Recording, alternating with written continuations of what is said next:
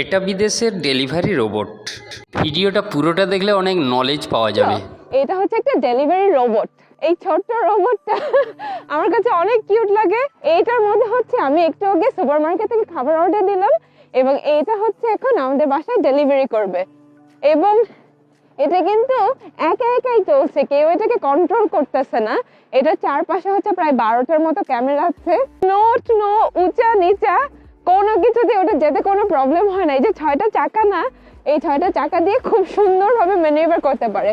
দেখো আমি যদি সামনে যাই,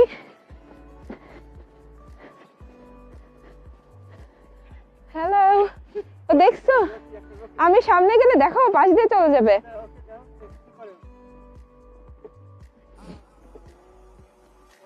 দেখছো? হ্যাঁ, এইটার ভেতরে আমাদের খাবার আছে। বাট আমি এটা চাইলেই খুলতে পারবো না। যখন ও ডেস্টিনেশনে রিচ করবে, আমি যে অ্যাড্রেসটা দিছি ওই অ্যাড্রেসটাতে রিচ করবে, তারপর আমার অ্যাপে থেকে এটা ওপেন করতে হবে। এখন হচ্ছে এটা লকড। অনেক মোটামুটি ভালো স্পিডে চলে যাচ্ছে। আমার কাছে মনে হয় যে একটা ছোট বাচ্চা হেঁটে যাচ্ছে। আমাকে একজন বলল ওদেরকে এত কিউট করে বানানোর রিজন কি জানো? এত কিউট করে বানাইছে যাতে মানুষজন ওর সাথে একটু কম অ্যাংরি হয়। বিকজ যে কেউ চাইলে কিন্তু ওকে লাথি দিয়ে উল্টায় ফালাই দিতে পারে এবং উল্টা। এখন রাস্তা পার হবে দেখো। তো এখন আমরা এখানে রাস্তা পার হওয়ার জন্য ওয়েট করতেছি। এখন রেড সিগন্যাল দেখে ও ভদ্র মানুষের মতো ওয়েট করতেছে, পার হচ্ছে না। আল্লাহ, বুঝতে পারছে গ্রিন হয়েছে। আসো।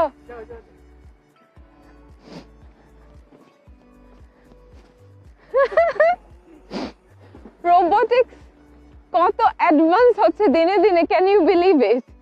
এন্ড এটা সব সেক্টরে, হেলথ সেক্টরে, এডুকেশন সেক্টরে, ফুড সেক্টরে, ব্যাংকিং সেক্টরে, এভরিওয়্যার এখন রোবোটিক্স এন্ড এআই হচ্ছে খুব অ্যাডভান্স হচ্ছে। যেমন আমার সাথে কাজ করতো আমার একটা কলিগ, ইলেকট্রনিক ইঞ্জিনিয়ার, রবার্টোর নাম। ও হচ্ছে এখন কাজ করছে ফল পিক করার রোবোটিক্স বানানোতে। সো ও যেটা করতেছে যে স্ট্রবেরি পিক করবে যে রোবট, ওরকম একটা রোবট ডিজাইন করছে। এবং এটা একটু ট্রিকি, কারণ স্ট্রবেরি তো একটু ডেলিকেট ফ্রুট। হ্যাঁ, সো একটু ডেলিকেট ভাবে একদম মানুষ যেভাবে পারে ওই ইমোশনটা মিমিক করতে হবে।